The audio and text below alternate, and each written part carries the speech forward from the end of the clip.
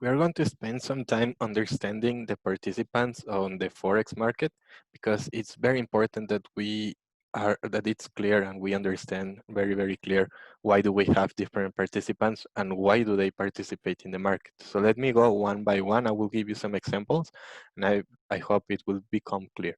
So first we have banks. And what type of banks? Private banks, right? That's the things that we first learn about the market, that private banks are the ones that exchange money whenever another bank needs it. So they make the market, the core of the market, because banks are the ones that exchange currencies at the very core of the whole market. So why do markets participate in the foreign exchange market?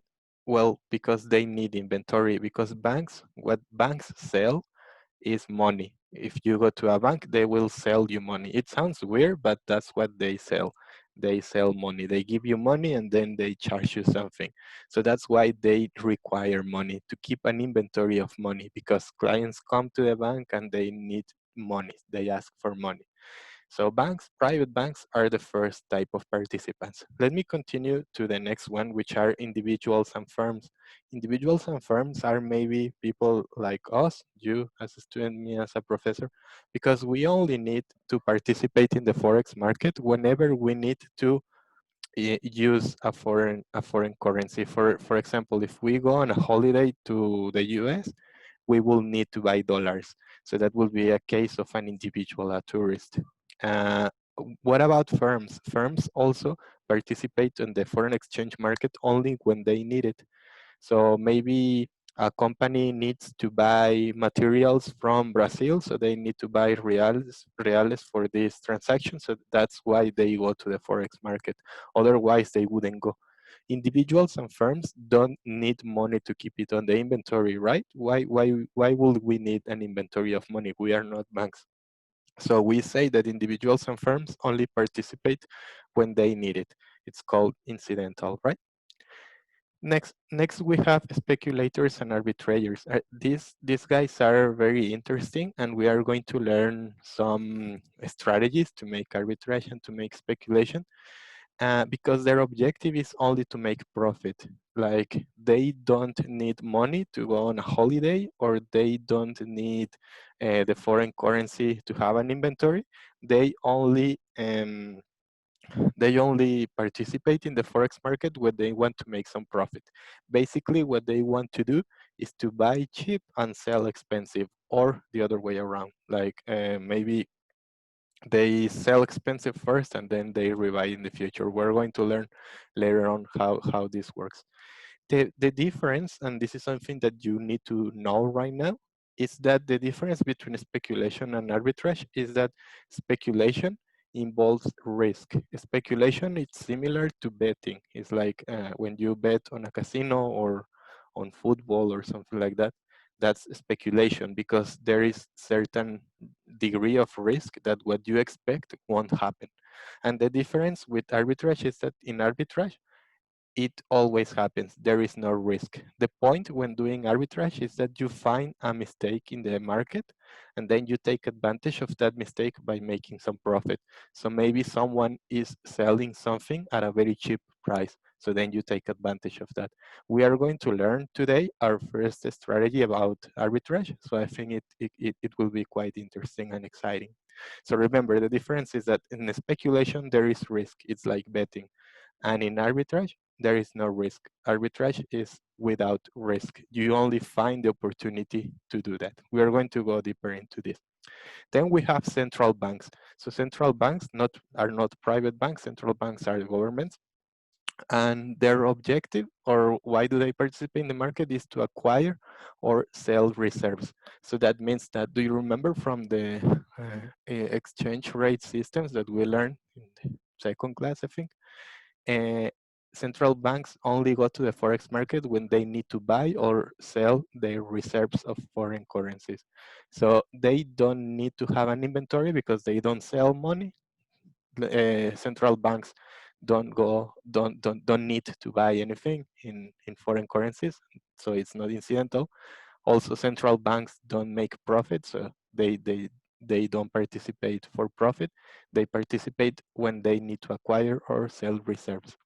And finally, brokers. Brokers are quite similar to banks, but brokers are the person who is in between the final client and the bank. So we have banks in here in the core of the market, and then in between the final client, maybe you or me, and the bank, there can be a broker in between, because brokers facilitate transactions in every sense. Brokers facilitate transactions. Brokers in the sense of foreign exchange and foreign currencies are people who are willing to sell or buy currencies, and they will and but they are just the person in between the bank and the final client.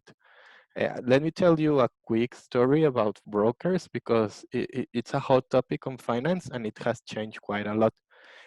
So right now, at this moment, brokers only facilitate transactions, because before, brokers used to be somehow like speculators.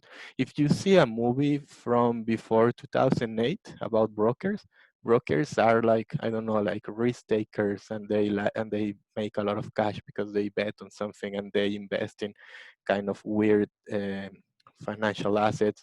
So maybe a movie like The Wolf of Wall Street, it can come into your mind, because they were brokers who sold uh, really bad uh, stocks at a high price, and they convinced people to join them, and they did something kind of bad, but in the end, they were brokers, and they could do that. But since 2008, things have changed.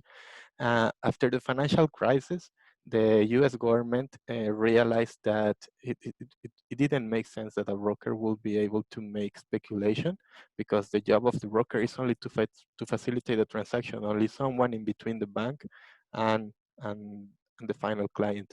So they said, why would a broker invest so much on an asset or whatever? So they changed some rules, and right now brokers can only buy or sell assets if they have a client who is willing to take part of the transaction. That means, imagine that I am a broker and all of my clients are European, and they only invest in equity and debt and government bonds, so quite formal instruments, financial instruments. And then I see an opportunity to invest in a South African mutual fund. Because of this law, I am not allowed to do that, because I don't have any client who is willing to buy any asset from a South African mutual fund. So that's why this thing about brokers has changed a little bit. I think before they were more about speculation. They could become very rich from doing something, and something interesting is that they use the money of their clients to do these things, these transactions. But it has changed. Now it's only about facilitating transactions. So now a successful broker is more like someone who's really good at networking, who has a huge network of clients, and then he's able to do transactions, because the more transactions happen in the market with him, then he gets more money.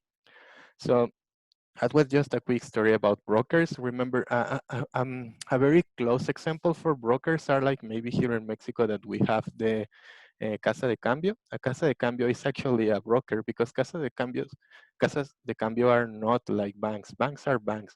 And the Casa de Cambio is a broker, someone who facilitates transactions, because maybe if you go and you try to buy dollars in a bank, it can be quite difficult, because maybe they will ask you to have an account in their bank. Maybe they will charge you more.